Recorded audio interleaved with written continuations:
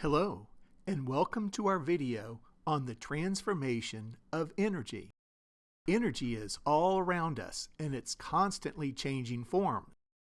In this presentation, we're going to explore some of those different forms of energy and how they can be moved from one form to another.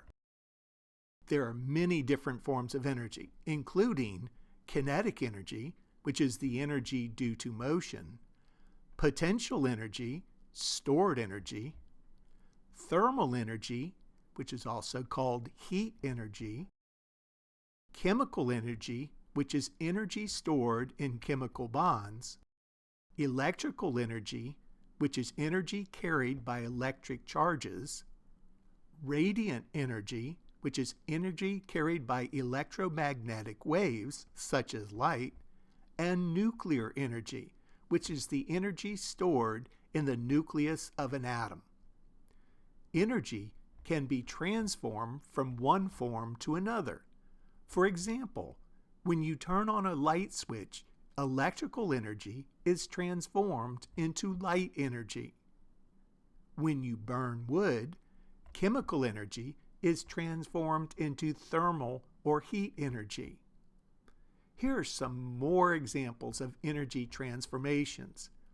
A hydroelectric dam is potential energy of water transformed into kinetic energy, which is then used to generate electricity.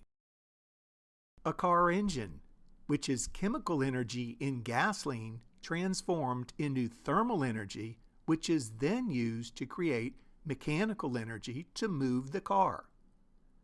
A solar panel uses radiant energy from the sun to transform that into electrical energy.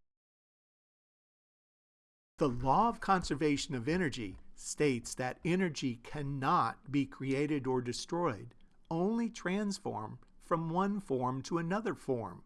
This means that the total amount of energy in the universe is constant. I hope you enjoyed this presentation on the transformation of energy. Thank you for watching.